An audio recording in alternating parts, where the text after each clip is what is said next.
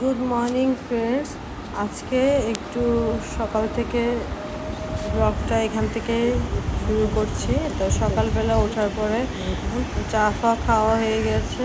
চা দিয়ে আমি সাধারণত সকালে বিস্কিট দিয়ে খেয়ে নিই। তারপরে এখন একটু মনে হচ্ছে কিছু জিনিস আনতে হবে, ফুরিয়ে গেছে, তো ওটার জন্য আমি বাইরে বের হয়েছি। তো দেখাচ্ছে রাস্তার পাশে কিছু গাছপালা, খুব সুন্দর সবুজ, যেটা তোমাদের সাথে আমি বাইরে বেরোলেই শেয়ার করি। আমার সবুজ দেখতে খুবই ভালো লাগে। সামনে একটা কুকুর সকালবেলা ব্যায়াম করছে। দেখো কি সুন্দর ব্যায়াম করে। আমরা শুধু মানুষরাই করি না, এরা কিন্তু খুবই শরীরের এক্সারসাইজ খুব সুন্দর করে। তাই ওদের থেকে আমাদের এই জিনিসটা শেখা দরকার। এটা আমাদের বাড়ির কাছেই দোকান, এখানে মাঝে মাঝে টুকটাক জিনিস কিনে নিয়ে চলে যায়। আরগুলো সব একটু দূরে আছে।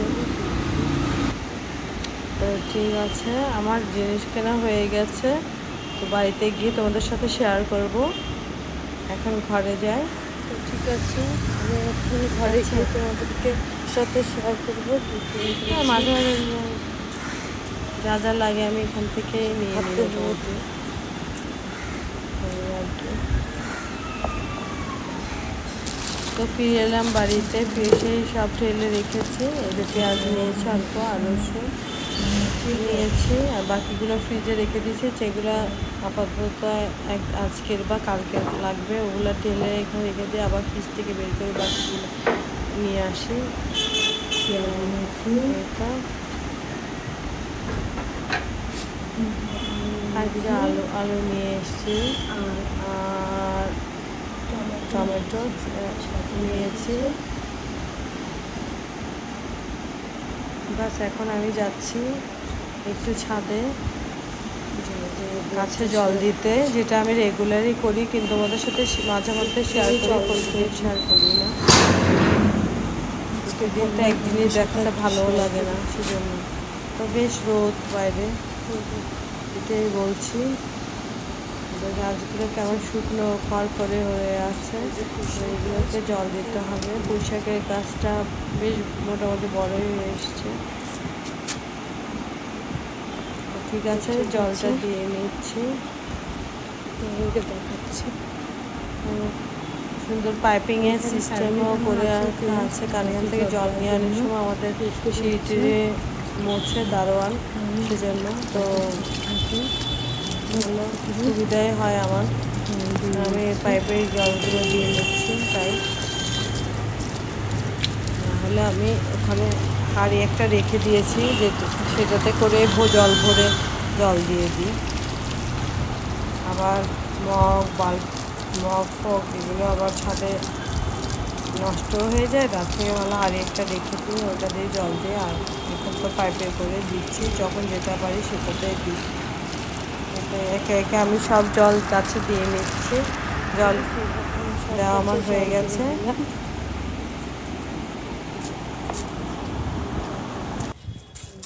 সবগুলোতে আমি জল দিয়ে নিলাম।